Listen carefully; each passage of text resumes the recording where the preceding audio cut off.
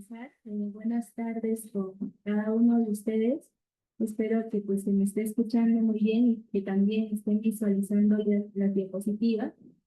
Vamos a ver un tema pues importante y relevante en muchas organizaciones, que es justamente la seguridad en trabajos en altura, ¿no? Es importante, ¿no? Analizar en este caso cómo poder prevenir, ¿no? Aquellos accidentes que estén derivados a estos trabajos. Bien, vamos a ver cuáles son sus principales riesgos que implican pues trabajar en trabajos en altura. También vamos a ver qué sistemas de protección existen, ¿no? Y cuáles son las indicadas para poder prevenir los accidentes.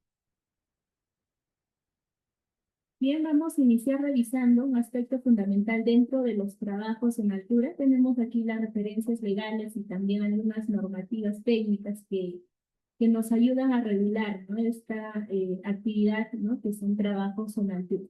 Bien, en primer lugar tenemos ahí la ley 29783, ¿no? Que es la ley de seguridad y salud en el trabajo, junto también con su modificatoria, que es la ley 30222, ¿no?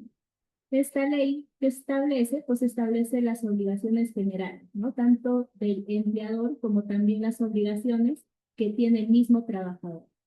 Y promueve así una cultura preventiva basada en lo que es gestión de riesgo. Es decir, no se trata solo de cumplir los requisitos que nos menciona esta ley, sino también pues de poder prevenir adecuadamente los accidentes y las enfermedades ocupacionales mediante una adecuada gestión de seguridad. Tenemos también el Decreto Supremo, la 005, ¿no? Junto con su modificatoria, que es el Decreto Supremo, la 006. Y en este reglamento, pues se constituye también parte de seguridad y salud en el trabajo, ¿no? Aquí se detallan todos los procedimientos, también las responsabilidades y las medidas que las empresas, ¿no? Las organizaciones deben implementar para poder garantizar condiciones seguras, incluyendo también la gestión de trabajos en altura, ¿no? Que son considerados parte de trabajos de alto riesgo. Por otro lado, en el sector minero tenemos el Decreto Supremo, la 024, ¿no? Que es modificado también por el Decreto Supremo, la 023.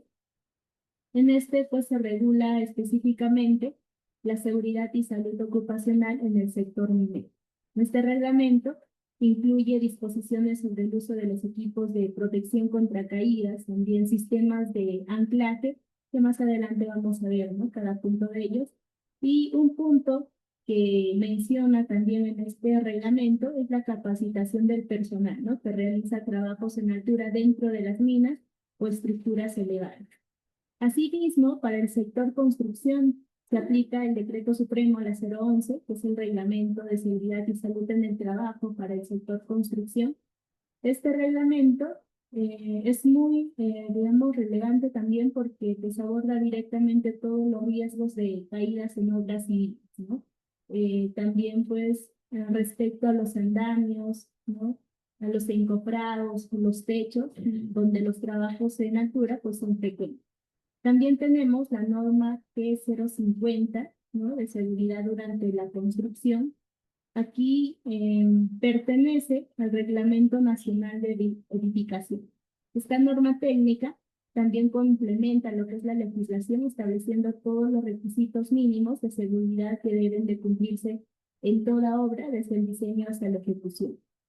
Ahora, en el ámbito industrial, se encuentra el Decreto Supremo la 42F, ¿no? Sobre seguridad en la industria, y el Decreto Supremo la 043, ¿no? Que regula también las actividades de hidrocarburos. Tenemos asimismo la resolución ministerial, la 111, que en este caso aprueba el resate.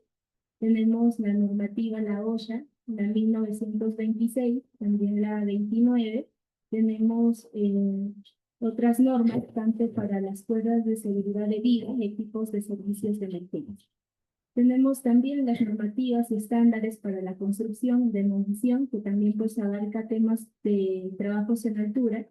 Tenemos también aquí, ¿no? La normativa para la protección del personal ante caída.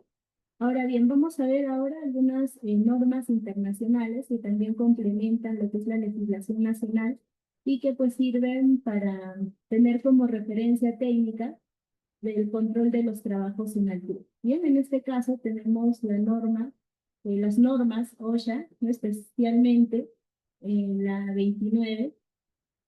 En este caso, pues, esta normativa son emitidas por la Administración de Seguridad y Salud Ocupacional de los Estados Unidos. Bien, todas estas normas se consideran una de las bases técnicas en materia de seguridad laboral y también pues muchas empresas aquí en el Perú y en Latinoamérica las utilizan como ese modelo para poder establecer sus procedimientos internos. Comenzando con la OSHA 1910, ¿no? Esta norma se aplica a lo que es la industria general, ¿no? Es decir, a todos los entornos laborales que no pertenezcan directamente a lo que es construcción, agrícola o minería. Dentro de esta norma también vamos a encontrar varios subapartados que podemos ver ahí en la diapositiva que tratan específicamente la seguridad en trabajos en altura. Por ejemplo, la subpart B, que se refiere a las superficies de trabajo para caminatas, establece todos los requisitos mínimos para poder garantizar que los pisos, las plataformas y las escaleras pues, sean seguras para el trabajador. Luego tenemos también la subpart F, ¿no? Que regula las plataformas energizadas y también otras plataformas de trabajo montadas en vehículos, ¿no? Que son muy comunes en labores de mantenimiento, servicios eléctricos. Dentro de este apartado, la sección 1910, la punto 66, se enfoca específicamente en las plataformas energizadas para el mantenimiento de edificios, ¿no? Es decir, aquellas que se utilizan para trabajos en fachadas o estructuras verticales. Bien, otro apartado relevante es la subpart I, ¿no? Que aborda lo que son los equipos de protección personal y dentro de él también la sección 1910, punto 140, que tenemos también dentro de ello, se centra en los sistemas de protección contra caída. Bien, aquí también se especifican lo que son los requisitos de los arneses, líneas de vida, los conectores y los anclajes, para que garanticen que se cumplan con esos estándares de resistencia y también de mantenimiento. Además, tenemos la normativa 1910.66, el apartado C, ¿no? Que desarrolla lo que es de manera técnica los sistemas personales de detención de caída. También describe los elementos que los componen, ¿no? También su correcta instalación y los métodos de inspección y prueba.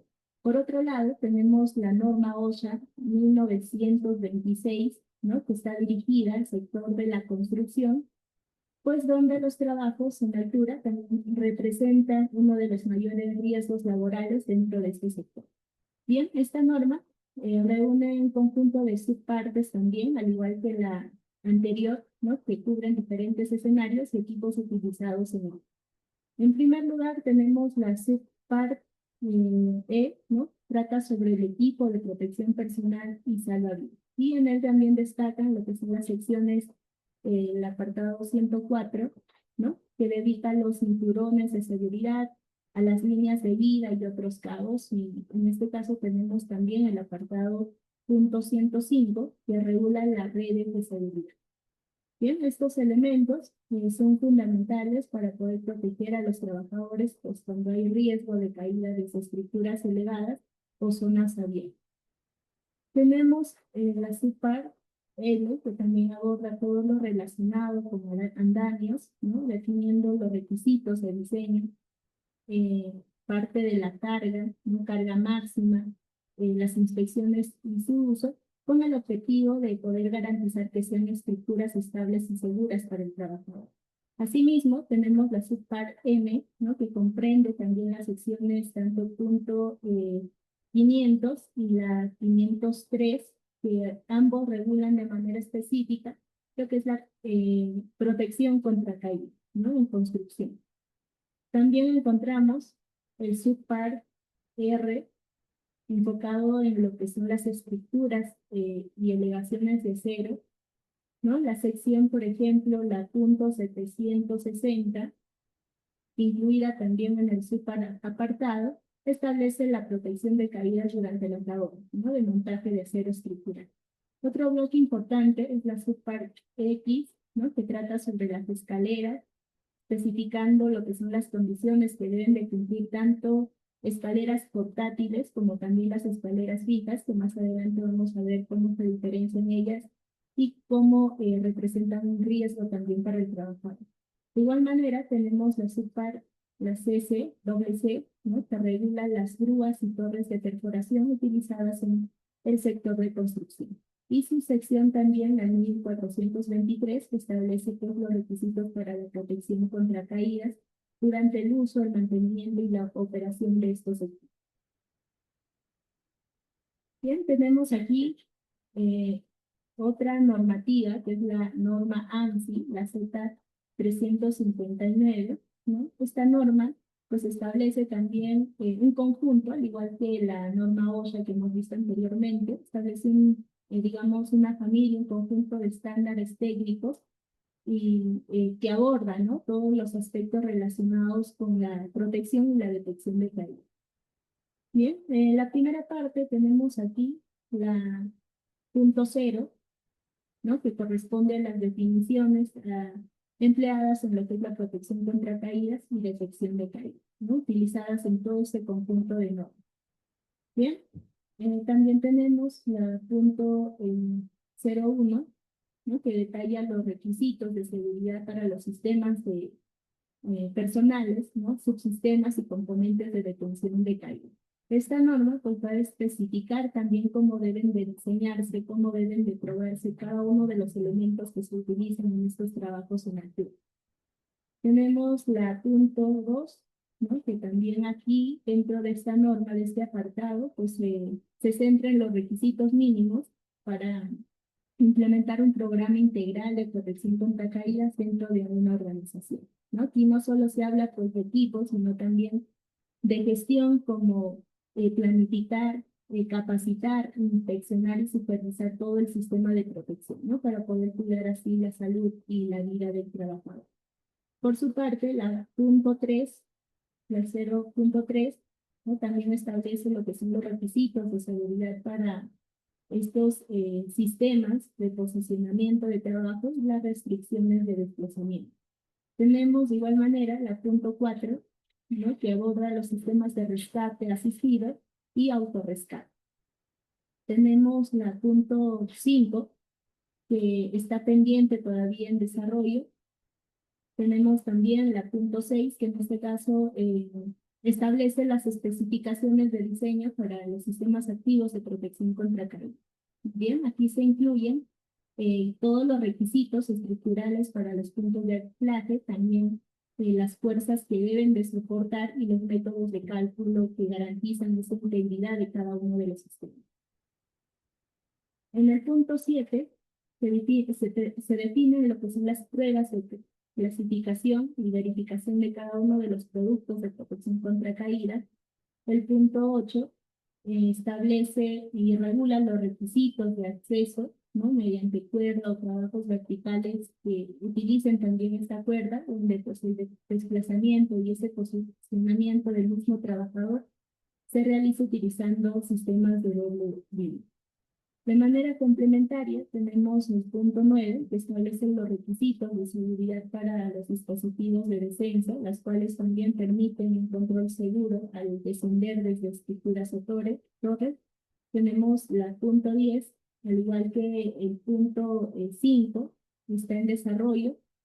El punto 11 es de gran relevancia también porque pues, regula los arneses de cuerpo completo, de cuerpo entero. De esa forma, también cada uno de los arneses, ¿no? Distribuyen adecuadamente la forma durante la caída. Tenemos la punto 12, que también pues aquí se enfoca básicamente en lo que son los componentes conectores, es decir, eh, algunos elementos como los ganchos, dispositivos, ¿no? De unión utilizados dentro de estos sistemas personales de detención de caída.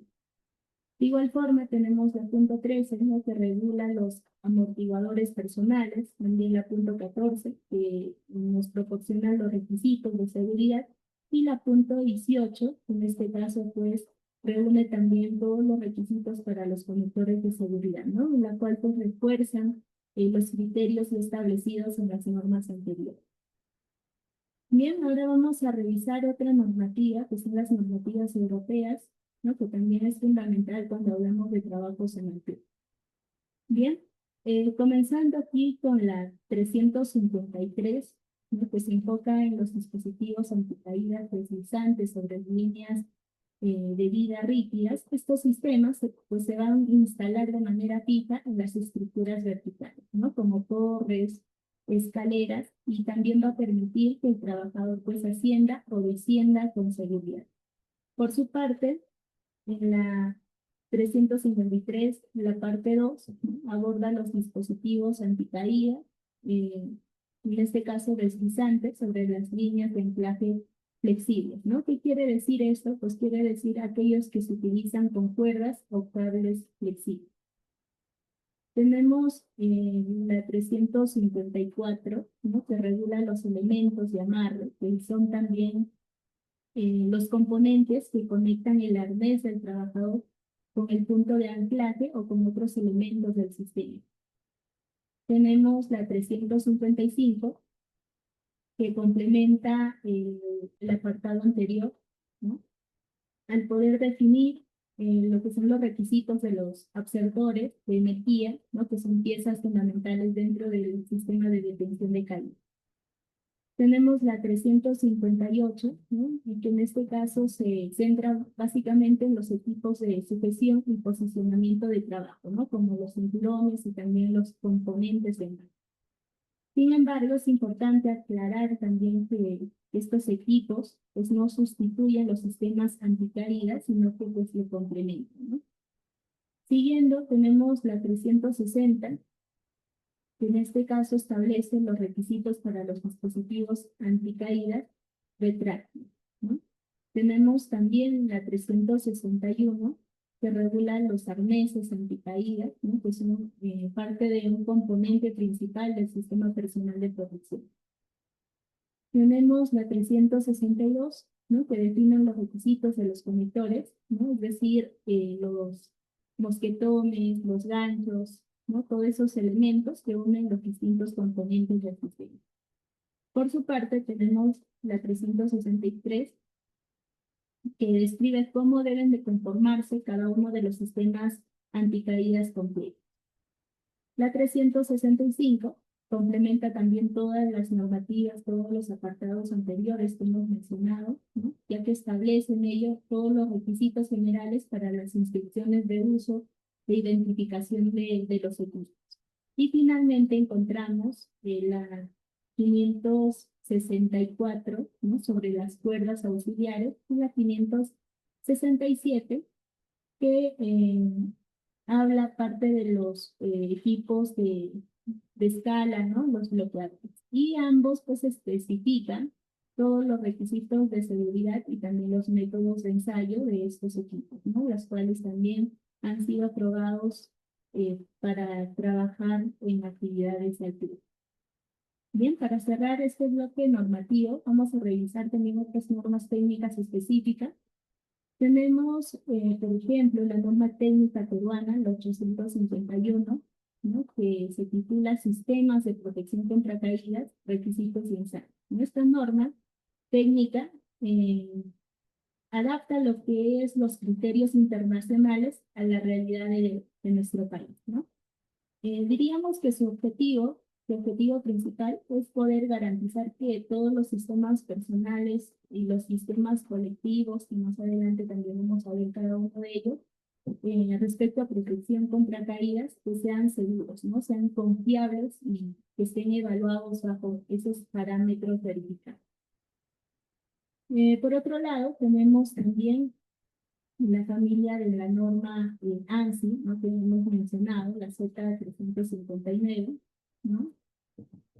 Tenemos parte de ellos, sus definiciones y nomenclaturas, los requisitos para cada uno de los sistemas personales, los subsistemas y los componentes para detección de caída y el rescate de los trabajos en altura, ¿no? Que también pues, son muy importantes cuando se se realiza actividades en altura, ¿no? Cuando se hacen actividades que superan el 1.8 metros de altura.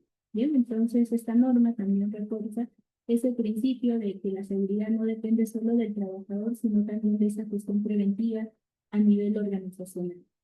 Bien, ahora sí vamos a ir con los términos importantes para poder entender, ¿no? Nos referimos a trabajos en altura cuando se realiza la actividad, ¿no? El trabajo a una altura igual o superior a 1.8 metros, ¿no? Desde el nivel inferior, por ejemplo, el suelo, la superficie de trabajo. ¿Y por qué se dice 1.8 metros?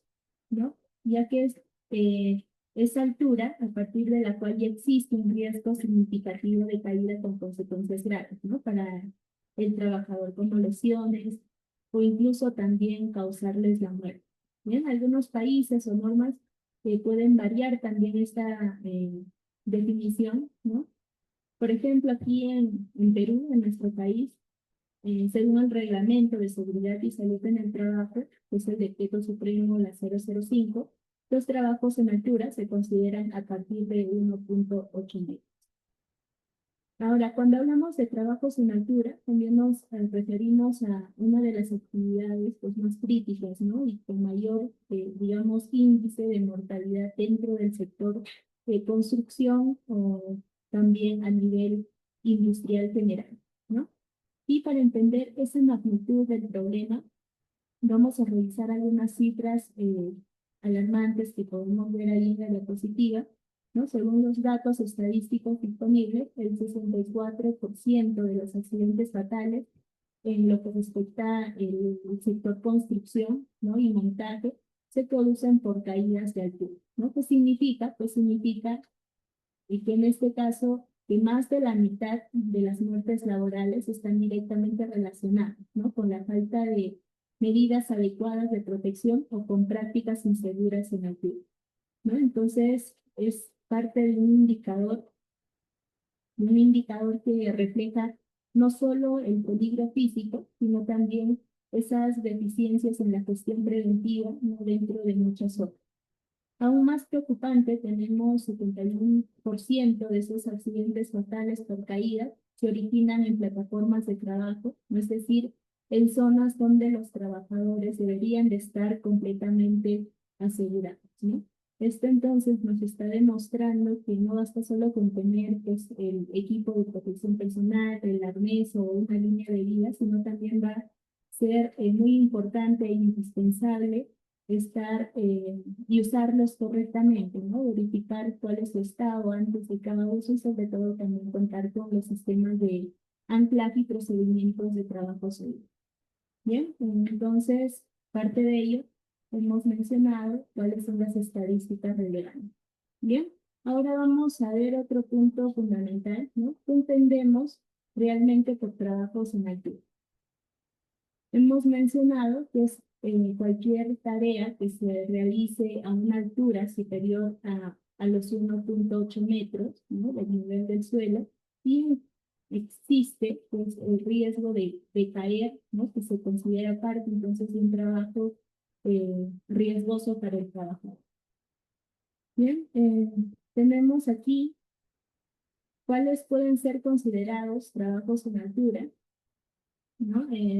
Tareas de mantenimiento y reparación, ¿no? Especialmente en techos, estructuras metálicas o fachadas. También se incluye dentro de ello los montajes de instalaciones, donde el trabajador pues necesita subir, ¿no? A lo que es una escalera o a una superficie elevada para poder acceder a esa zona de trabajo. Ahora, en el ámbito de la construcción y también restauración, entran lo que son los trabajos de rehabilitación de edificios o en obras de arte, ¿no? Donde frecuentemente se requiere ese uso de andamios o plataformas. Además, también existen los denominados trabajos verticales, ¿no? Esos trabajos verticales que implican el uso, digamos, de cuerdas, arneses y sistemas de anclaje para poder desplazarse, ¿no? Y permanecer suspendido. Aquí encontramos, por ejemplo, y como podemos ver en la diapositiva, ¿no? Actividades como montajes de superestructuras, instalación de antenas, ¿no? Limpieza, digamos, de vidrios, ¿no? En altura, también mantenimiento en plataformas elevadoras o trabajos en postes de alta tensión, ¿no? Y todos estos escenarios también comparten una misma característica, que es el riesgo de caída a distinto nivel. Y precisamente ese es el riesgo principal, ¿no? Que enfrenta quienes realizan este tipo de actividades, labores dentro de las organizaciones. Bien, ¿cuáles son los riesgos entonces a los que se expone el trabajador cuando está dentro de estas actividades? Lo primero que podemos observar, ¿no? Es la exposición también a radiación, el contacto eléctrico, también caída de objetos o herramientas, ¿no? Que dañen la integridad física del trabajador. Tenemos choques, golpes contra objetos inmóviles, como también golpes contra objetos móviles. Tenemos golpes y cortes por objetos y herramientas. También parte de ello, atrapamiento o aplastamiento, ¿no? Por objetos. Sobre esfuerzos, posturas inadecuadas o movimientos repetitivos. Tenemos también parte de los riesgos, ¿no? Exposición a temperaturas ambientales extremas y contactos térmicos en operaciones de soldaduras, ¿no? Limpiezas especiales, que hemos visto también parte de los riesgos en este caso que implica al trabajador, ¿no? Bien, vamos a ver ahora otra secuencia clave dentro de la gestión preventiva, que es la identificación del peligro, ¿no? Evaluar el riesgo y aplicar los controles. Es decir, vamos a responder tres preguntas básicas que podemos ver ahí en la diapositiva, que todo trabajador debería, pues, hacerse antes de iniciar una tarea en altura. La primera pregunta que tenemos ahí es, ¿qué me puede dañar? ¿No? Aquí estamos hablando directamente del peligro, ¿no? En este caso, el peligro principal es el propio trabajo en altura, ¿no? Entonces es parte de una combinación, ¿no? De esa condición o situación que tiene el potencial de causar daño, ¿no? Ya sea una caída, un golpe o una lesión grave para el trabajador. Luego nos preguntamos, ¿qué me puede pasar? ¿No? Y esta pregunta se relaciona más con lo que es el riesgo, ¿no? El riesgo entonces no es otra cosa que la posibilidad de que ese peligro se materialice, ¿no? Y cause daño a las instalaciones, a las maquinarias, al mismo trabajador. Bien, entonces en este caso, el riesgo concreto sería la caída de distinto nivel, que pues, puede tener consecuencias desde fracturas leves hasta incluso también accidentes mortales. Finalmente llegamos a la pregunta más importante, ¿no? ¿Qué puedo hacer para evitar? ¿No? Aquí encontramos a lo que es el control, es decir, a las medidas que vamos a aplicar para poder eliminar o reducir ese riesgo. Bien, el control, digamos, más directo en este contexto de trabajos en altura sería el uso del arnés, ¿no? Y del sistema personal de detención contra caída. Bien, entonces cuando un trabajador se toma el tiempo de poder responder estas tres preguntas que hemos mencionado, ¿no? ¿Qué me puede dañar? ¿Qué me puede pasar? ¿Y qué puedo hacer para evitarlo? Entonces está practicando también esa práctica del principio de autoprotección consciente, ¿no? Entonces, esta acción también va a transformar lo que es la prevención en una actividad, en una actitud diaria y no en una simple obligación que tiene como mismo trabajo. Bien, en esta diapositiva observamos la jerarquía de controles aplicada específicamente a los trabajos en altura, ¿no? Un principio fundamental dentro de la gestión de riesgo es justamente aplicar esta jerarquía de control, ¿no? Antes de entrar en detalle, recordemos que brevemente la jerarquía tradicional, ¿no? Que ya conocemos de controles, primero se busca, ¿no? Lo que es eliminar el peligro, ¿no? Y si eso no es posible, procede a sustituirlo, reemplazarlo por una alternativa más segura. Luego se aplican, ¿no? Lo que son los controles de ingeniería o de diseños técnicos, y luego lo que son los controles administrativos, ¿no? Y finalmente las medidas de protección personal que son, digamos, la última barrera de defensa. Ahora, en el contexto de trabajos en altura, esta jerarquía también cobra una, digamos, relevancia, ¿no? Porque cada nivel de control pues, puede marcar esa diferencia entre prevenir un accidente o lamentar una caída.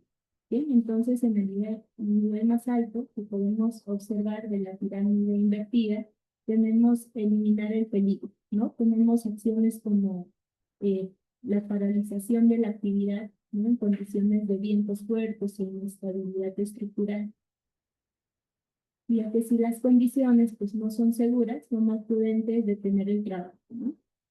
El siguiente nivel es reemplazar o sustituir, que en este caso implica, por ejemplo, reprogramar los horarios, ¿no? De trabajo para evitar las horas donde digamos, las ráfagas de viento son más intensas o las condiciones climáticas no son favorables para realizar el trabajo.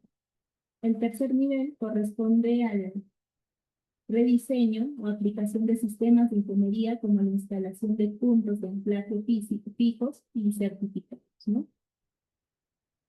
El siguiente nivel que podemos observar son los controles administrativos, ¿no? Que incluyen la implementación de los programas de capacitación, ¿no? También capacitación sobre protección contra caídas, ¿no? La certificación de los equipos, los procedimientos seguros de trabajo, el uso de permiso de trabajo.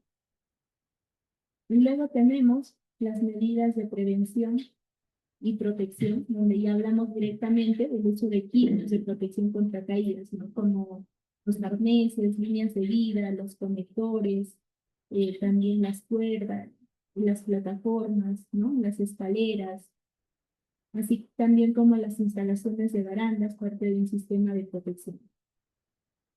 También está dentro de ello lo que son los equipos de protección personal. Y finalmente en la base tenemos el plan de rescate, que también es un elemento que pues, muchas veces se pasa por alto, ¿no? En este caso se debe de contemplar, ¿no? Todos los procedimientos de rescate y descenso desde la plataforma, ¿no? Postes de alta tensión o edificaciones, en donde se garantice una respuesta inmediata ante una emergencia, ¿no? Se garantice también la protección del trabajador.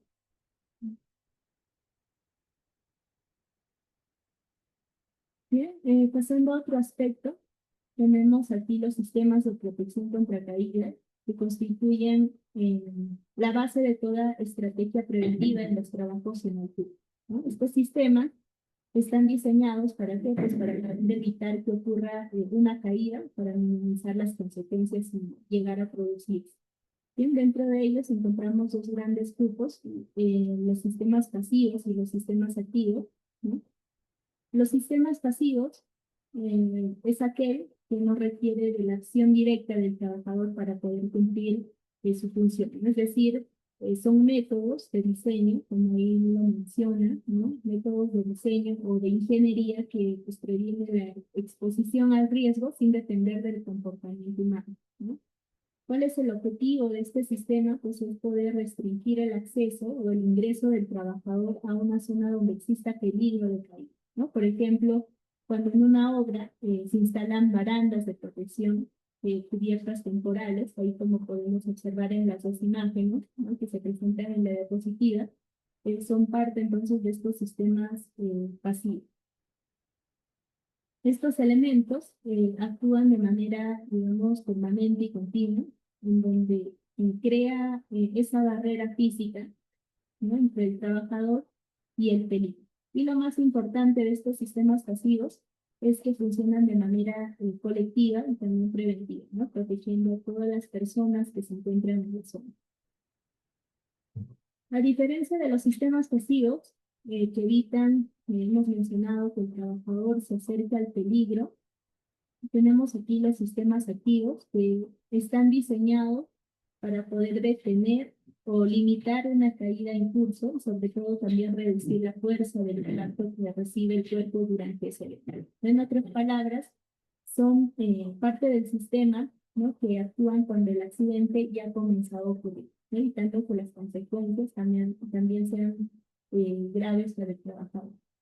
Ahora, su principal función de estos sistemas es justamente detener la caída de manera controlada, ¿no? Estos sistemas están conformados por diferentes componentes que vamos a verlo en breve, ¿no? Que es el arnés de cuerpo completo, también la línea de vida, el conector, ¿no? O el mosquetón y un punto de anclaje certificado. Y cada uno de estos elementos pues cumple una función específica para que, pues para garantizar que en caso de una caída del trabajador, esa energía pues se disipe progresivamente y el trabajador pues no sufra lesiones graves o mortales. Bien, entonces aquí también es importante resaltar que este tipo de protección requiere también una constante capacitación y un control constante. Bien, aquí tenemos los sistemas personales de detención de caídas, son 4 elementos. El primero es el anclaje, ¿no? Que significa un punto de sujeción seguro a la estructura. Para el sistema de detención de caídas, tenemos el arnés de cuerpo completo, ¿no? Donde proporciona también un punto de conexión sobre el trabajador. Tenemos los conectores, ¿no? Que son dispositivos que se van a utilizar para poder conectar el arnés de cuerpo completo del trabajador, ¿no? Al sistema de anclaje. Y la D, pues, es la prevención de herramientas y objetos contra caídas, ¿no? Que también pues, es muy importante.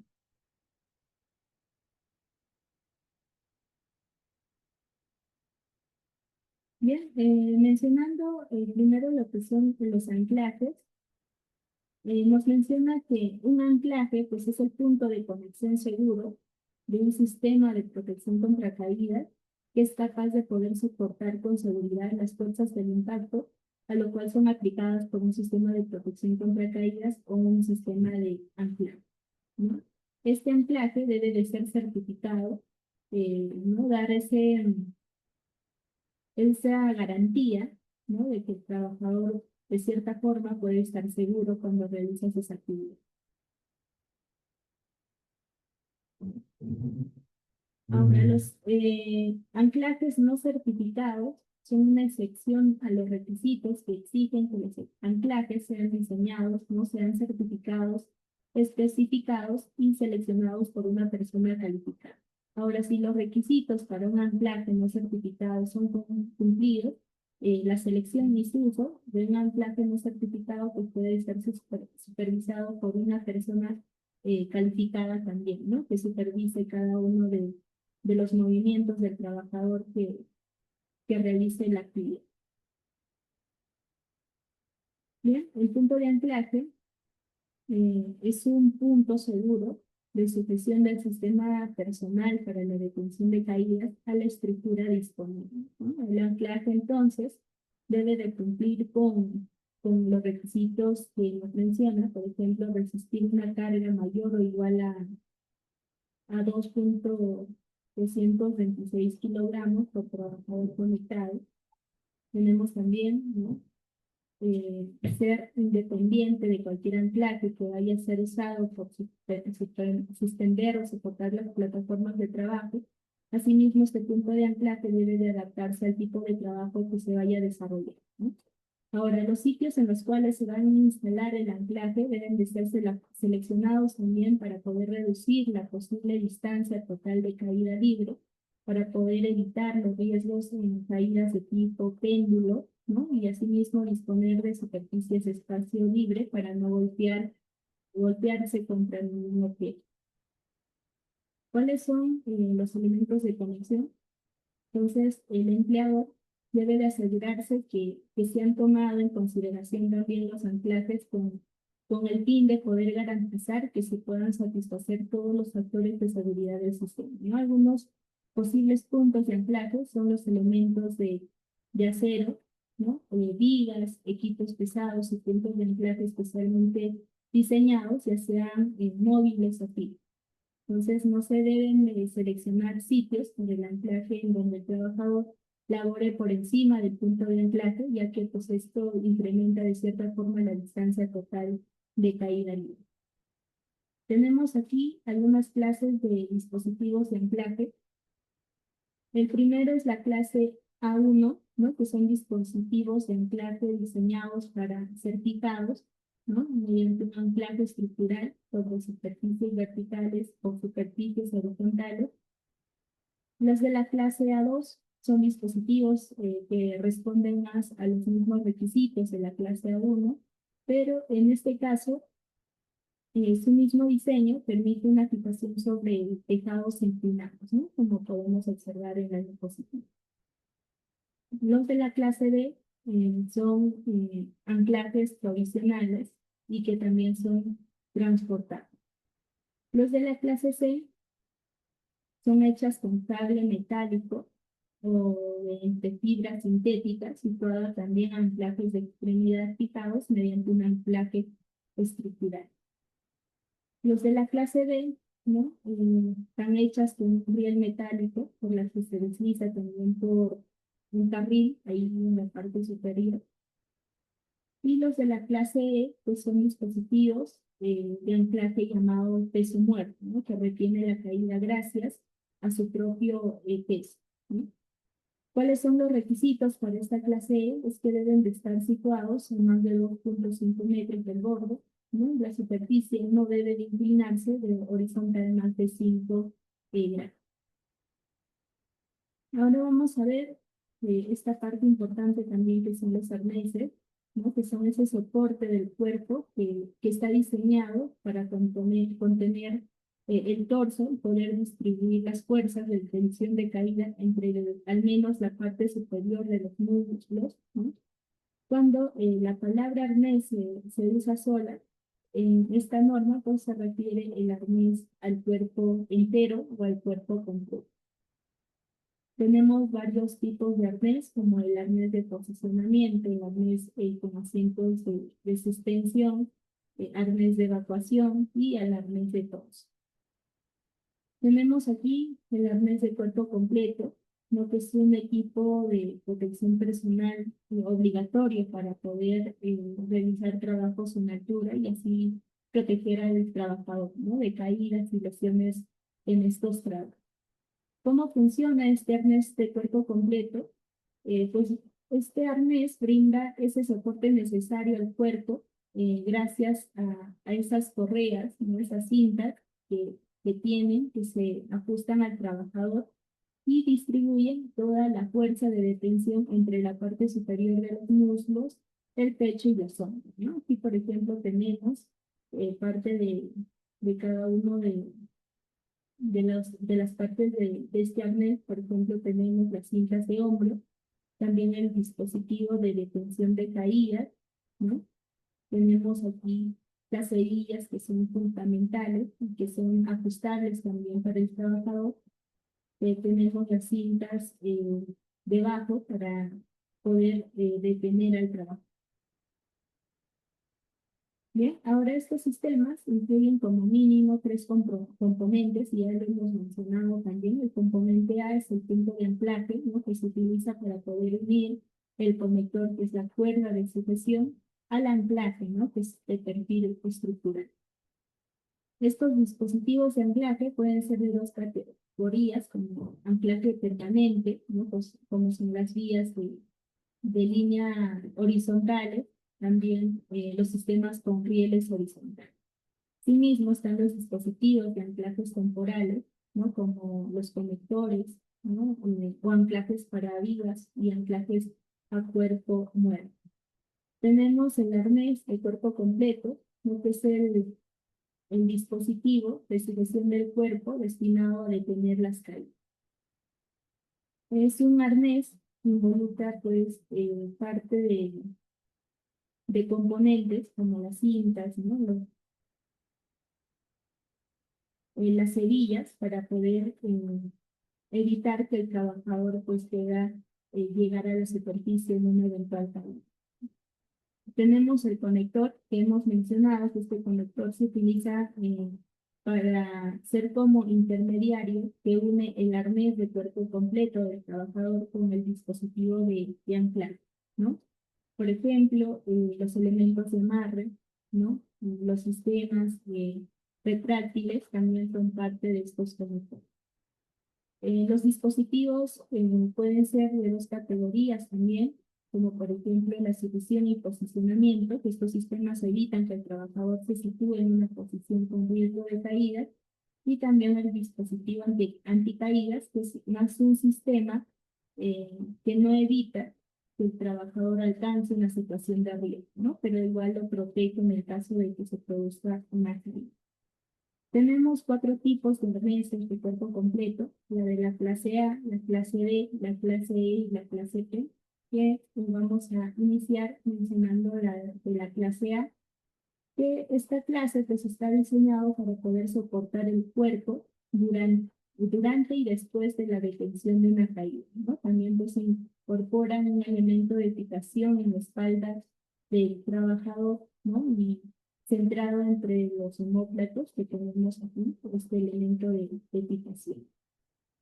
Ahora, los de la clase D también son parte de arneses, ¿no? Y están diseñados para el posicionamiento del trabajo, que cumplen también con los requisitos del arnés tipo A, ¿no? Y tienen un elemento de fijación al nivel de la cintura aproximadamente para el posicionamiento de trabajo, ¿no? Aquí hemos visto el elemento de fijación A, que hemos visto en la diapositiva anterior, y tenemos la de fijación B, ¿no? Estos elementos de fijación, eh, tanto para ascenso y descenso, no son adecuadas para conectarse a un sistema personal de detención de carga, ¿no? Pero sí se utiliza para el tránsito en escalas, digamos, verticales u otra estructura. Los de la clase son básicamente diseñados para el acceso a espacios confinados, también cumplen con la clase A, ¿no? Tienen un elemento de fijación deslizante, que podemos ver ahí en la imagen referencial, ¿no? En cada cinta del hombro para ser utilizada como en un par, con el fin de poder permitir al usuario, al trabajador, optar una posición casi vertical mientras esté en suspensión.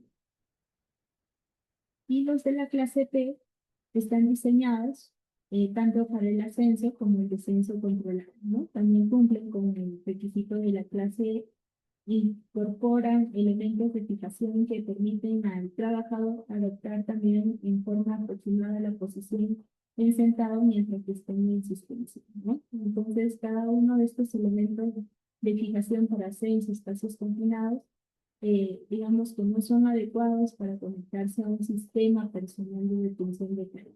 Más que nada son utilizados para trabajadores que deben de acceder a estanques de agua, por ejemplo. Tenemos también, aparte de ello, el arnés de la clase AD, ¿no? Que es un equipo de protección diseñado para los trabajos en altura que combina tanto características del arnés de la clase A y de la clase D según las normativas, ¿no? ¿Cuáles son las características principales de este arnés? Dentro de los puntos de anclaje, incluye puntos dorsal, ¿no? Ventral, además de otros opcionales como laterales o en los hombros. Está diseñado también para poder detener caídas como para permitir el acceso y posicionamiento en suspensión.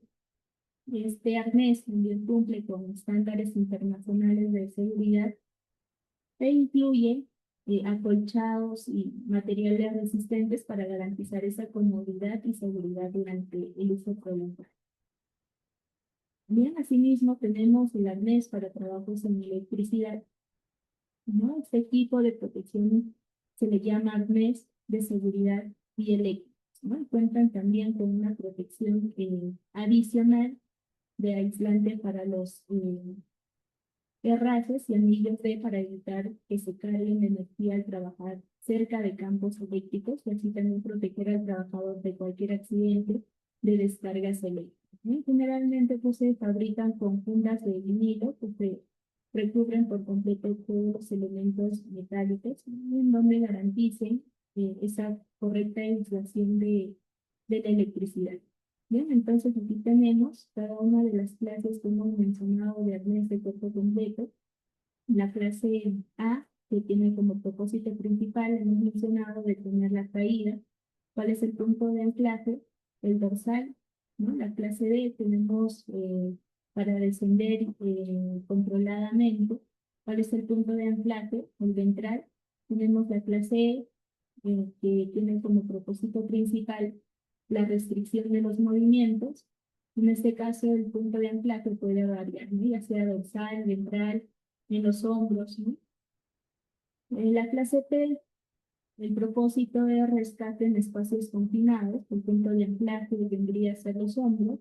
La clase AD, que hemos visto en esta última parte, detiene la caída y también pues el descenso, ¿no? Los puntos de anclaje es tanto el dorsal, el ventral, también como hombros y otros puntos de anclaje. Bien, ¿cuál es el posicionamiento en altura?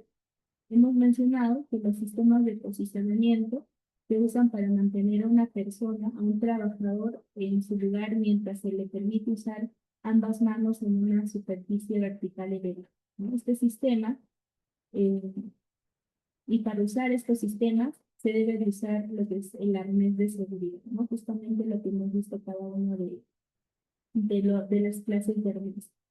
Bien, tenemos ahora los conectores, ¿no? Que es parte de las líneas de conexión, ¿no? Un componente que consta de una cinta, ¿no? Una cuerda flexible, una correa con un conector en cada extremo para poder conectarse al soporte del cuerpo y a un dispositivo de detención de carga.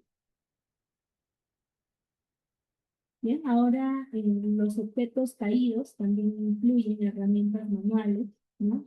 Piezas pequeñas, componentes estructurales y otros elementos que deben de transferirse y utilizarse en altura, ¿no? Por ello es importante y se requiere que las correas, ¿no? Del arnés tengan mosquetones de bloqueo de cierre automático o de cierre roscado. También es importante analizar e identificar todos los requisitos estandarizados de peso y etiquetado de las herramientas que se puedan utilizar.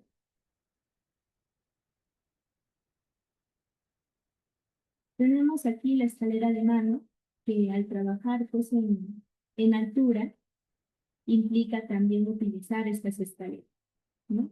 Estas escaleras consisten en dos piezas paralelas o una pieza, ¿no? Ligeramente unidas a intervalos que sirven para subir o bajar a una persona de un nivel a otro, ¿no? Y para la realización de trabajos en términos indicados en la presente línea. Y por ejemplo, tenemos una escalera simple, que es eh, de una sola pieza.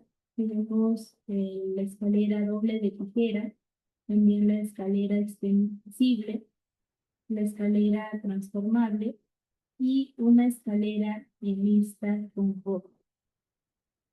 Tenemos aquí las partes de la escalera de mano, ¿no? Primero la articulación, que es el elemento que permite ese plegado de la escalera. Los largueros, ¿no? Que son elementos laterales que sirven de soporte. Los peldaños, que son soportes que unen los largueros, ¿no? Sirven para el apoyo de los pies del trabajador. El limitador de abertura, que es un elemento también que pues, es importante para poder limitar la abertura máxima de la escalera.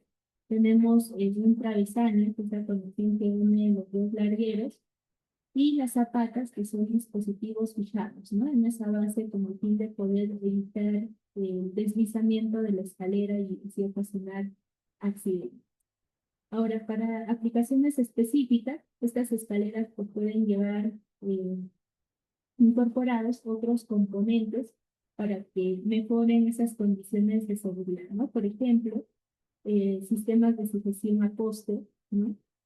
También los sistemas de apertura con cuerda, hoy como podemos ver en la imagen, o dispositivos de nivelación que cuentan ya otro tipo de estructuras, a diferencia de una escalera de mano tradicional, también tenemos escaleras con plataforma. Ahora, ¿cuáles son los riesgos generales cuando se usan las escaleras de mano? Aquí, por ejemplo, tenemos caídas a distinta altura, ¿no? Ese deslizamiento lateral del extremo superior o inferior de la escalera debido a un apoyo precario, ¿no? O falta de zapatas antideslizantes que hemos visto que se coloca en la parte inferior de la escalera o también es provocada por poca inclinación. También tenemos, ¿no?, ese desequilibrio subiendo cargas o al inclinarse lateralmente hacia los lados para poder efectuar un trabajo. Tenemos una rotura de un peldaño o larguero debido a su estado defectuoso, por eso es muy importante realizar el mantenimiento y inspeccionar los materiales, los equipos que vamos a utilizar antes de poder iniciar el trabajo, ¿no? Tenemos también parte de una de las causas de la caída a distinta altura, a distinto nivel, el desequilibrio al resbalar en peldaños debido a suciedad o calzado inadecuado. Subida o bajada en una escalera de espaldas a la misma, oscilación de una escalera debido a una mala posición del cuerpo o rotura del limitador de abertura de una escalera de tutor, ¿no?, que también hemos visto. ¿Cuáles son las medidas preventivas que nosotros podríamos considerar en el uso de estas escaleras? Primero, la inspección antes de usar, ¿no?, que lo hemos mencionado. Hay que verificar que la escalera esté en buen estado, ¿no?, sin daños, que los peldaños estén firmes y que tampoco tengan algunas piezas o componentes sueltos. Hay que comprobar también que pues no haya grasas, aceites, otras sustancias que de cierta forma hagan resbalar al trabajador. Ahora tenemos aquí también la posición y ubicación. No es importante colocar la escalera sobre una superficie firme, una superficie en donde esté nivelada y estable. También hay que colocar la escalera sobre una superficie en donde esté apoyada correctamente. En este caso, hay que considerar un ángulo aproximado de 75 grados o una separación de un cuarto de la altura de la escalera. Hay que evitar zonas también de tránsitos o donde pues pueda golpear vehículos o personas. No hay que usar esa señalización si es que es necesario. Ahora, durante el uso, hay que subir y bajar siempre de frente a la escalera, ¿no?, sujetándose con ambas manos. No hay que cargar objetos pesados al subir o bajar las escaleras. Hay que usar también cinturón de herramientas o ayuda externa para poder colocar esas piezas o herramientas que vamos a utilizar para poder realizar la actividad, ¿no? También hay que mantener siempre tres puntos de contacto. Esos 3 puntos de contacto pueden ser 2 manos y un pie o 2 pies y una mano, ¿no? Tampoco hay que sobrepasar lateralmente, hay que mantener ese cuerpo centrado entre los largueros de la escalera. No hay que usar escaleras en condiciones climáticas adversas y es en exteriores como lluvia o vientos fuertes. Dentro de restricciones importantes tenemos, ¿no?, no hay que sobrepasar la capacidad máxima de carga de la escalera, no hay que usar escaleras metálicas cerca de instalaciones eléctricas energizadas, lo que también tiende a ser un conductor de la electricidad. No hay que colocar la escalera sobre los objetos para ganar más altura, ¿no? No hay que colocar sobre una silla, sobre una caja, sobre una mesa. Y no hay que usar la escalera si presenta daños estructurales, ¿no?, que de cierta forma también implica un riesgo para el trabajador. Bien, entonces las escaleras hemos mencionado que deben de sobresalir por lo menos 1 metro de altura del nivel que dan acceso, ¿no? No hay que trabajar sobre los últimos peldaños y en todo momento hay que disponer de un punto de apoyo y otro de sujeción, ¿no? Hay que evitar intentar llegar a puntos fuera del alcance desde la posición normal y nunca hay que trabajar por encima del tercer peldaño, contando desde el punto de apoyo superior, ¿no? Es importante verificar, hemos mencionado, la ausencia de grasas, aceites y otros materiales que pudieran hacer las bases o peldaños resbaladizos, inseguros para el trabajador. También hay que verificar el correcto estado de las zapatas antideslizantes. Después de su uso, hay que limpiar de cualquier sustancia que haya caído sobre la escalera. Hay que usar la escalera de mano dañado o defectuosa, se debe etiquetar como no, no usar, ¿no?, hasta ser desechada en forma adecuada. Tenemos también los andamios, al igual que las escaleras, estos andamios son comunes ser utilizados, ¿no? Para estos trabajos. ¿Para qué sirve? ¿No? Sirve como auxiliar para la ejecución de las obras, haciendo accesible también una parte del edificio que no lo es y facilitando en este caso la conducción de los materiales al punto mismo de trabajo. Para utilizar correctamente los andamios, ¿qué medidas preventivas podemos tener en cuenta? De igual forma, la inspección previa, no hay que verificar que el andamio pues, esté completo y que no falte piezas o elementos de seguridad, como en este caso las barandas, ¿no? Los rodapiés, que asegurarnos de que esté montado y nivelado correctamente de acuerdo con las instrucciones del fabricante, ¿no? También hay que revisar que no haya elementos dañados, no haya partes del andamio oxidados o que le falte alguna pieza. En el montaje y desmontaje, ¿no? Solo el personal capacitado debe de armar, debe de desmontar o modificar el andamio. Hay que usar siempre elementos de protección personal adecuados también para este trabajo, como el casco, el arnés de seguridad, ¿no? Los guantes. Hay que asegurar que el andamio esté sobre superficies firmes y niveladas, ¿no? No sobre objetos instalables o terrenos inestables. Ahora, durante el uso, hay que mantener libres los accesos y pasadizos del andamio, no hay que sobrecargarlo, ¿no? Hay que respetar la capacidad máxima de carga de cada uno de los andamios, hay que usar barandas y rodapiés mínimo 90 centímetros de altura para barandas y 15 centímetros para los rodapiés, ¿no? Y si hay riesgo de caída, hay que usar también el arnés, ¿no? La línea de vida anclado a lo que es un punto estructural seguro. No hay que usar tablones o algunos otros elementos inadecuados como plataforma.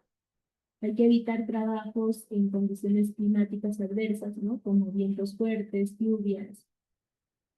Y dentro de las restricciones importantes que podríamos mencionar, es que no hay que mover el andamio mientras haya personas trabajando sobre él. También no hay que usar el andamio si no está completamente armado o si es que presenta daño. Tenemos aquí algunas medidas preventivas generales, ¿no? Para los trabajos en altura, que es primero el uso del arnés de seguridad y sistema anticaídas, ¿no? Este arnés de cuerpo completo, hemos mencionado que va a ayudar a distribuir esa fuerza de una caída en varias partes del cuerpo. Debe de usarse este arnés siempre junto con un sistema anticaídas, ¿no? Línea de vida o algún otro dispositivo retráctil. Ahora el sistema anticaídas puede tener también anclajes certificados y estar correctamente ajustado al usuario. Hay que revisar también que las correas y hebillas del arnés, ¿no? Cada uno de los elementos estén en buen estado y bien colocados. Parte de las medidas está la inspección de los equipos y estructuras antes de poder usar eh, andamios, escaleras, ¿no? Antes de cada uso hay que revisar pues visualmente el arnés, las líneas de vida, los mosquetones, los cascos, ¿no? Que estén en buen estado. También hay que verificar que no haya desgastes o corrosión, ¿no? En el caso de escaleras y andamios que hemos mencionado, hay que revisar si están completos y correctamente ensamblados. Y la estructura donde se va a trabajar, ¿no? Techos o plataformas también deben de estar en buen estado sin riesgo de colapso. Tenemos aquí la supervisión y señalización en el área de trabajo, que también es muy importante, ¿no? Señalizar y designar a un supervisor o encargado para poder monitorear cada una de las actividades en altura, ¿no? Hay que colocar arneses en buen estado, ¿no? Que es parte entonces del trabajo de supervisión. Hay que colocar carteles de advertencia y de limitación, ¿no? Como con cintas de seguridad, conos, para poder evitar el ingreso al personal no autorizado. Hay que asegurar también que la zona de trabajo esté libre de obstáculos o materiales innecesarios. y hay que avisar al equipo de trabajo sobre todos los peligros presentes en la actividad. Tenemos aquí el acceso seguro y estable, ¿no? Hay que utilizar solo escaleras, andamios que cumplan con las normas de seguridad. Hay que asegurar también que esas escaleras estén apoyadas sobre las superficies firmes y que tengan un ángulo adecuado. Tenemos el uso de barandas y protección colectiva, ¿no? Como redes, rodapié, ¿no? En este caso, las barandas es mínimo de 90 centímetros de altura, ¿no? Que eviten caídas desde los bordes. Los rodapiés mínimo 15 centímetros que evitan la caída de las herramientas u otros objetos. Las redes de seguridad, en este caso va a servir como protección adicional cuando no se puede usar esas barandas, ¿no? Y estas protecciones colectivas son esa primera línea de defensa por encima del uso de los equipos de protección personal. Por eso son muy importantes. Y hablando de equipos de protección personal, tenemos aquí 4, que son la básica para poder realizar trabajos en altura. El primero, ¿no? El casco con barboquejo, que es el casco para poder proteger al trabajador de golpes o caídas de objetos. Es muy importante también que tenga el barboquejo, ¿no? Para que cuando se trabaje en altura, ¿no? El viento o un movimiento brusco, en este caso, no pueda hacer que caiga el casco. Entonces, ese barboquejo cumple una función que es asegurar que el casco se mantenga firme y no se mueva. Asimismo, tenemos el arnés de cuerpo completo, que también ya lo hemos mencionado, y se ajusta al cuerpo del trabajador, ¿no? Va a ayudar entonces a poder distribuir la fuerza de una caída, ¿no? Evitando lesiones graves. Tenemos la línea de vida y los anclajes certificados, ¿no? Y lo más importante también que es el calzado antideslizante y el uso de ropa de cobre, ¿no? Entonces, el calzado nos va a ayudar también a evitar resbalones, ¿no? Especialmente si es que la superficie está mojada o está sucia. Y la ropa, por su parte, también debe de ser cómoda, ¿no? Para poder evitar que se enganche o se enrede con algo. Bien, hay que recordar siempre que estos equipos de protección personal es parte de la última línea de defensa, ¿no? Por eso, además de usarlos correctamente cada uno de estos EPPs, hay que revisarlos, ¿no? Antes de cada uso y que estén certificados y en buen estado. Bien, hemos mencionado que dentro de los trabajos en altura es muy importante realizar este procedimiento, que es los permisos de trabajo, ¿no? ¿Para qué? Pues para poder certificar, para poder garantizar que el trabajo que se vaya a realizar cuenta con las líneas de vida, ¿no? Correctamente. Bien, ¿a qué nos referimos con permisos de trabajo? Es ese documento eh, que autoriza la realización de tareas específicas que presentan riesgo, ¿no? Básicamente, es una herramienta de control que nos va a ayudar a poder asegurar que antes de empezar una tarea peligrosa, en este caso trabajos en altura, ya se han identificado cada uno de los peligros que están presentes, ¿no? Se han tomado las medidas de seguridad necesarias y también se han asignado las responsabilidades correspondientes. ¿Qué significa? Entonces significa que un permiso de trabajo eh, parte de su objetivo es garantizar la seguridad de todos los involucrados en esta área, ¿no? Además, es también un respaldo para la organización, para la empresa y para el trabajador, ya que de cierta forma va a demostrar que se están cumpliendo todos los procedimientos establecidos. Por ejemplo, aquí estamos dentro de trabajos en altura, ¿no? Para poder instalar, digamos, tuberías en un techo de una estructura que cuenta una altura considerable. Entonces primero se debe de llenar este permiso de trabajo, ¿no? Que indique que el trabajador va a usar un arnés de seguridad certificado, que también se ha revisado cada uno de los elementos, equipos que se va a utilizar, como escaleras, andamios, ¿no? Que se ha designado también a un supervisor para poder vigilar cada una de las actividades que se realizan. Otro caso concreto, ¿no? También es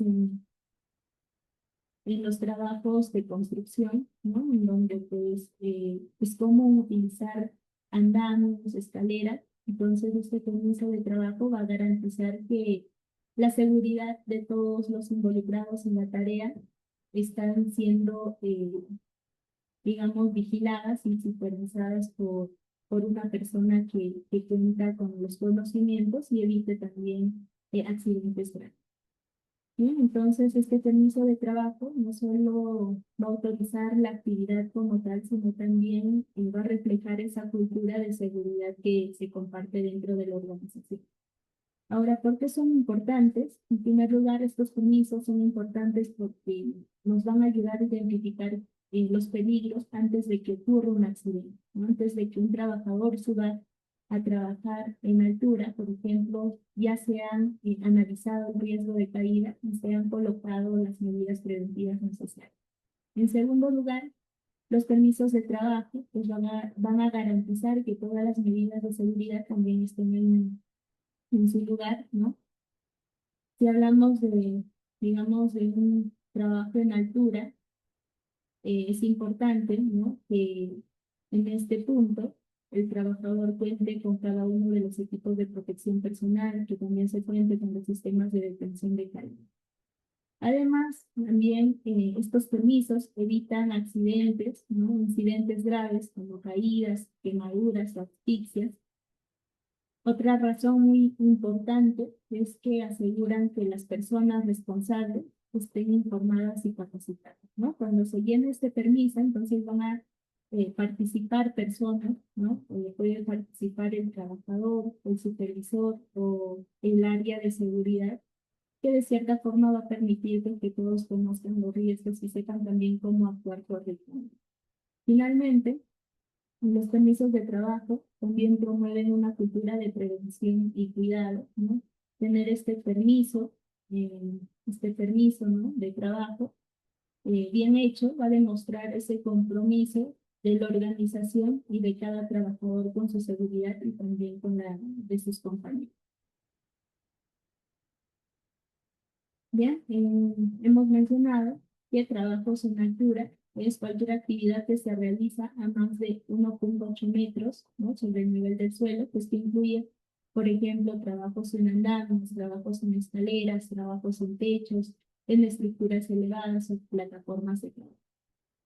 La razón por la que el trabajo en altura es tan delicado es que implica un riesgo de caída, ¿no? Una caída desde ya 1,8 metros, 2 o 3 metros, ya puede causar lesiones graves como fracturas, lesiones en la cabeza o incluso también la muerte del trabajador.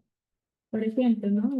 Podríamos mencionar que en una obra de construcción donde se estaban instalando un sistema eléctrico en el techo de un almacén, pues los trabajadores estaban a una altura aproximadamente de 2 a 3 metros, ¿no?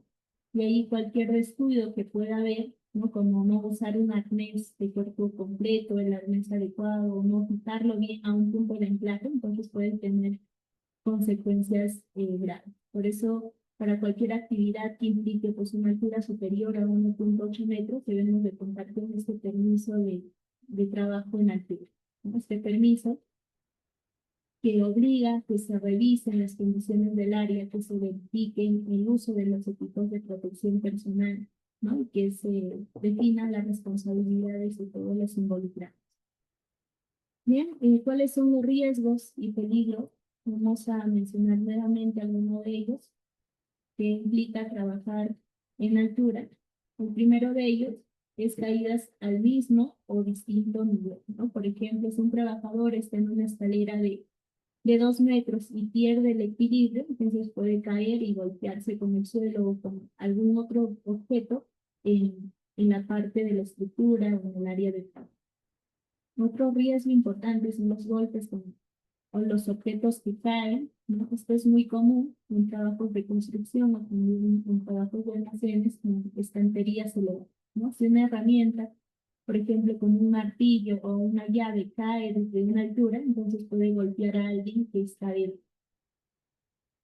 También encontramos lesiones por herramientas o materiales que se usan en la altura, ¿no? Muchas veces los trabajadores pues manipulan taladros, herramientas, ¿no? Martillos, eh, soldadoras u otras herramientas que puedan causar heridas si es que no están bien sujetadas o si es que no se usan con cuidado.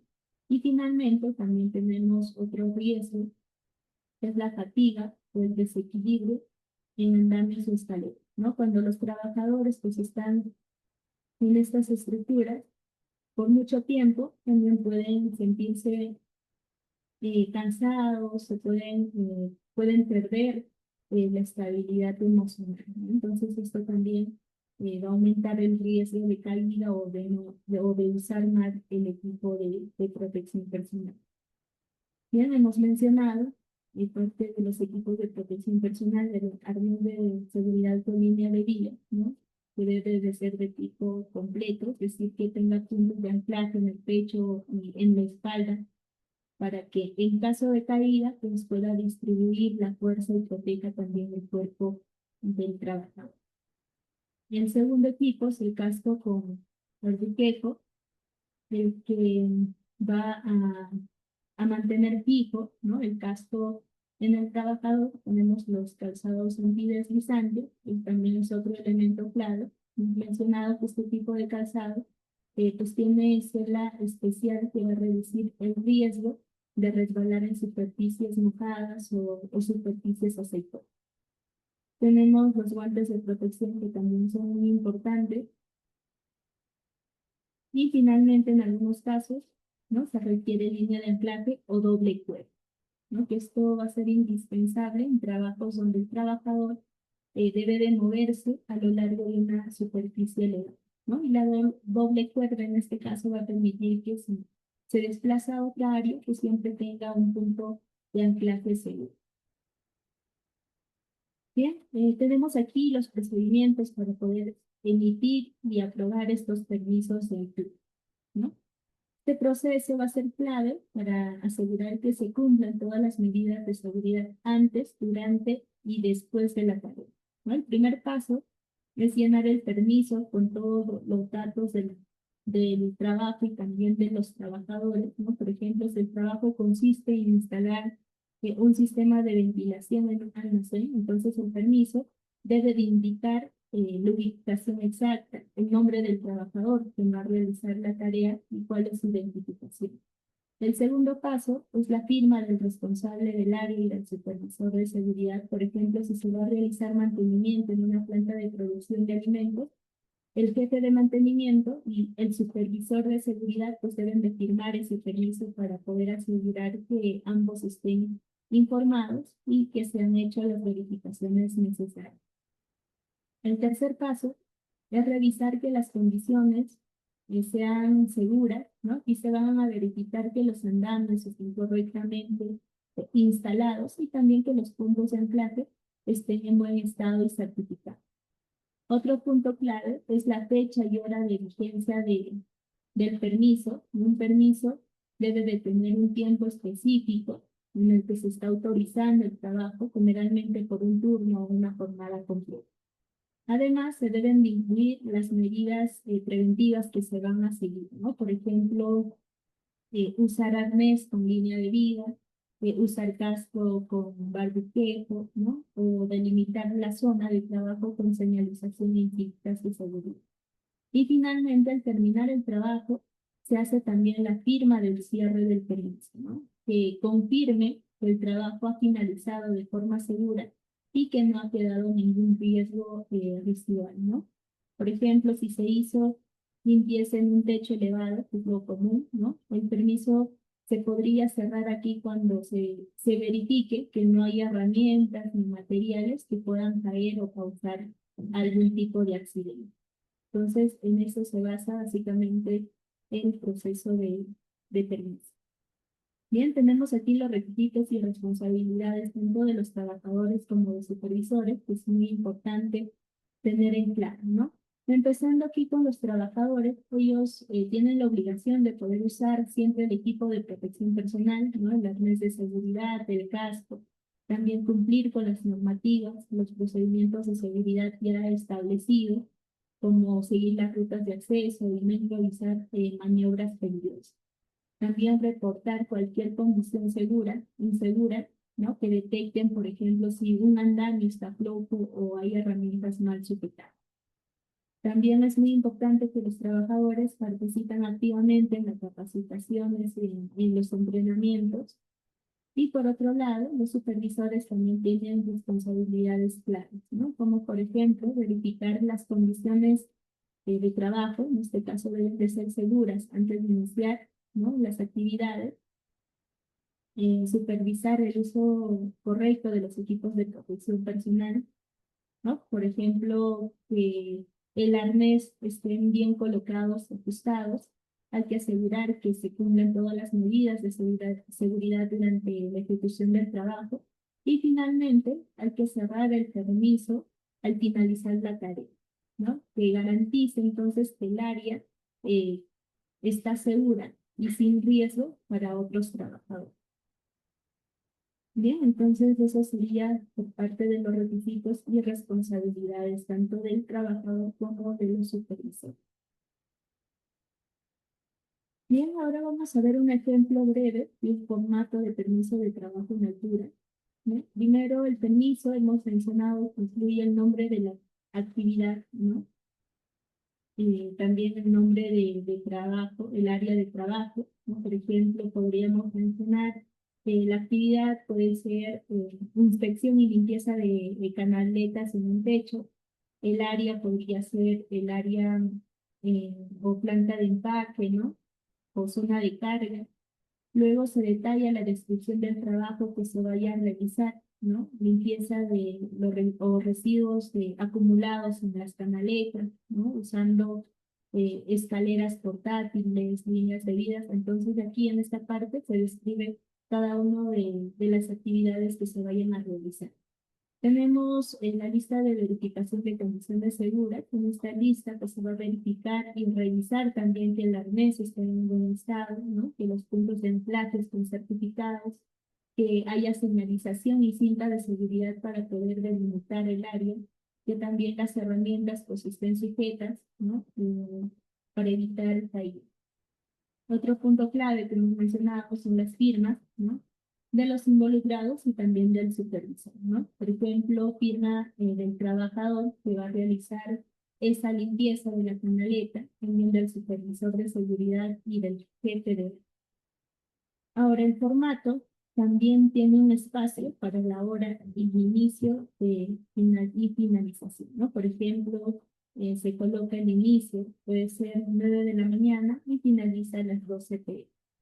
Y finalmente se agregan observaciones adicionales, ¿no? Dentro de este formato, entonces, también puede haber un apartado en donde se pueda colocar estas observaciones, ¿no? Por ejemplo, realizar pausas activas si es que hay calor intenso o tener a la mano un botiquín de primeros auxilios. Bien, entonces, este sería un formato básico para este permiso de trabajo en altura. ¿Cuáles son las buenas prácticas y medidas preventivas? Aquí primero tenemos mantener el área ordenada y libre de obstáculos, ¿no? ¿Qué significa? Pues significa que no debe de haber herramientas, materiales o escombros tirados en la zona de trabajo, ¿no? ¿Por qué? Porque estos también pueden provocar tropiezos o caídas.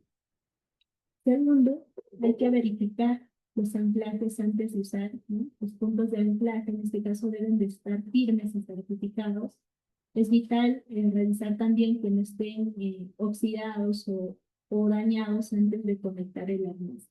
Tercero, no trabajar solo, siempre debe de haber un compañero que supervise, ¿no? Entonces, el trabajo en altura, al igual que otros trabajos de alto riesgo, deben de realizarse con un supervisor. Cuarto, hay que realizar pausas activas para poder evitar la fatiga, ¿no? Y finalmente, la capacitación continua, ¿no? Que es muy importante también. Y para finalizar, tenemos aquí otro punto relevante que es el rescate en altura, ¿no? Algunas consideraciones básicas. En caso de caída o emergencia, primero lo que deberíamos de hacer es siempre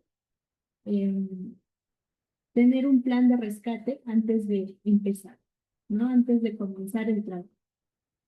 Y en este plan se debe de detallar cómo actuar si es que un trabajador cae o queda suspendido, ¿no? Y quiénes van a ser también los responsables del rescate. Por ejemplo, ¿no? En una empresa, el plan puede incluir pasos específicos para bajar al trabajador con seguridad, ¿no? Usando equipos previamente ya especializados. Segundo, en este plan de rescate hay que contar con el equipo adecuado para el rescate, ¿no? Esto va a incluir líneas de vida adicionales, cuerdas de descenso, también algunas otras poleas, arneses especiales, ¿no? Y en este caso también se podría utilizar lo que son algunos otros elementos básicos para la detención de carga. Tercero, lo que nos menciona aquí es nunca improvisar el rescate, ¿no? Todo debe de estar planificado. Y por último, avisar inmediatamente al responsable y también actuar el protocolo de emergencia, ¿no? Que de cierta forma va a asegurar también que esa movilización rápida de los recursos médicos y de seguridad, así como la atención inmediata al trabajador afectado, pues sea la adecuada.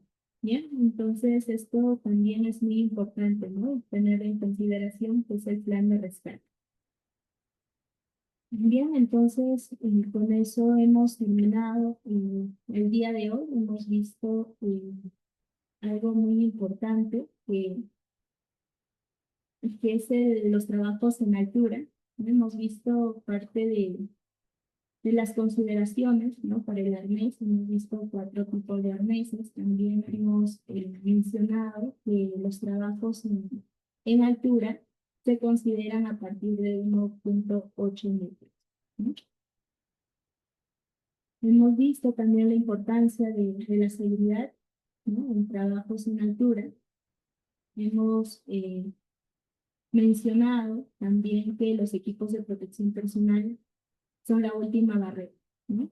Que el trabajador en todo momento pues tiene que estar consciente también de la seguridad de ellos mismos y la de sus compañeros.